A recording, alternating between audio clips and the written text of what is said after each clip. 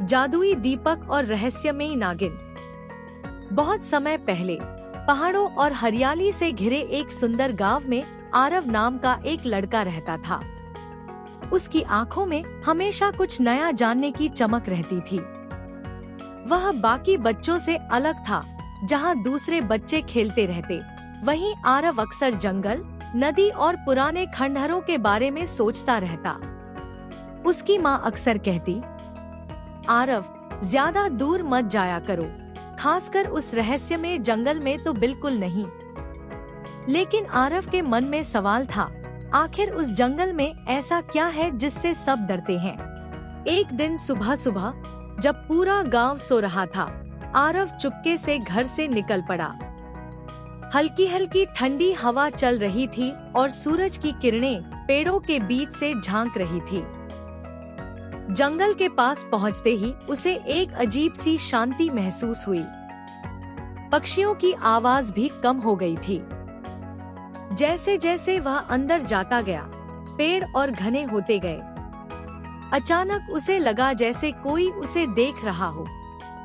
कौन है? उसने डरते हुए पूछा, लेकिन कोई जवाब नहीं आया।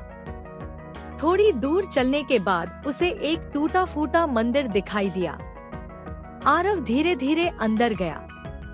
अंदर बहुत अंधेरा था, लेकिन तभी एक कोने में हल्की सी सुनहरी रोशनी चमकी। वह पास गया और देखा एक पुराना दीपक। दीपक साधारण था, लेकिन उससे एक अजीब सी चमक निकल रही थी। आरव ने उसे उठाया और साफ करने के लिए हल्के से रगड़ा। अचानक मंदिर के अंदर तेज हवा चलने लगी। दीपक से चमकती हुई रोशनी निकली और धीरे धीरे एक सुंदर, चमकदार नागिन उसके सामने प्रकट हुई। उसकी आंखें चमक रही थी और उसके शरीर पर चांदी जैसी चमक थी। आरव डरकर पीछे हट गया। नागिन बोली, डरो मत, मैं तुम्हें कोई नुकसान नहीं पहुंचाऊंगी। आप कौन है? आरव ने कांपते हुए पूछा। नागिन बोली, मैं इस जादुई दीपक की रक्षक नागिन हूँ। कई सालों से मैं यहाँ कैद हूँ। जिसने भी मुझे जगाया है, उसकी मैं 3 इच्छाएं पूरी कर सकती हूँ। आरव कुछ देर सोचता रहा। उसे अपनी माँ की बातें याद आई, हमेशा सही काम करना।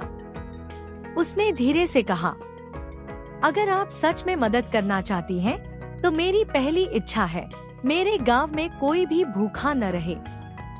नागिन ने अपनी आंखें बंद की और हल्के से फुफकार भरी। तथास्तु। उसी पल गांव के खेत हरे भरे हो गए, फसलें भरपूर उगने लगी और हर घर में खाना पहुंच गया। अब आरव को विश्वास हो गया कि नागिन सच में शक्तिशाली है। उसने सोचा, अगर मेरे पास बहुत सारा धन होगा, तो मैं और भी लोगों की मदद कर सकूंगा। उसने कहा, मेरी दूसरी इच्छा है, मुझे बहुत सारा सोना और खजाना मिल जाए। नागिन ने फिर जादू किया। अचानक मंदिर सोने से भर गया। आरव के हाथों में चमचमाते सिक्के आ गए। शुरुआत में आरव बहुत खुश था। वह गांव वापस गया और सबको दिखाने लगा। लेकिन धीरे धीरे वह बदलने लगा। अब वह अपने खजाने की रखवाली में लगा रहता। उसे डर लगने लगा, अगर कोई मेरा सोना चुरा ले गया तो। उसने अपने दोस्तों से मिलना कम कर दिया। उसकी माँ ने कहा, बेटा, ये धन तुम्हें बदल रहा है। लेकिन आरव ने ध्यान नहीं दिया। कुछ दिनों बाद गांव पर एक भयानक तूफान आ गया। आसमान काला हो गया, बिजली चमकने लगी और तेज हवा चलने लगी। लोग चिल्ला रहे थे, बचाओ, कोई हमारी मदद करो। आरव अपने घर में बैठा अपने सोने को छुपाने में लगा था। तभी दरवाजे पर जोर जोर से दस्तक हुई।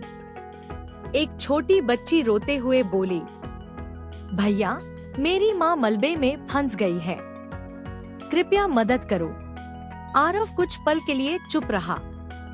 उसने अपने सोने की तरफ देखा, फिर बच्ची की तरफ। उसके मन में लड़ाई चल रही थी। पहले अपना धन बचाऊं या इस बच्ची की मदद करूं? तभी उसे अपनी पहली इच्छा याद आई। गांव में कोई दुखी न रहे। उसका दिल पिघल गया। वह तुरंत बाहर भागा और लोगों की मदद करने लगा। तीसरी इच्छा।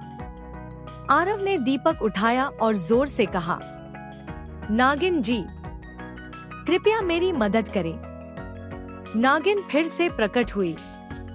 आरव बोला, मेरी तीसरी इच्छा है, मेरे गांव को इस संकट से बचा लीजिए और मुझे फिर से पहले जैसा बना दीजिए। नागिन मुस्कुराई। तुमने बहुत देर से सही फैसला लिया, लेकिन लिया, यही सबसे बड़ी बात है। उसने जादू किया। तूफान रुक गया। लोग सुरक्षित हो गए और धीरे धीरे सारा सोना गायब हो गया। अब आरव पहले जैसा नहीं था, वह पहले से भी बेहतर बन गया था।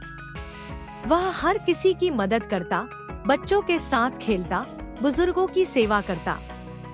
उसकी माँ मुस्कुराकर बोली, अब मेरा बेटा वापस आ गया है।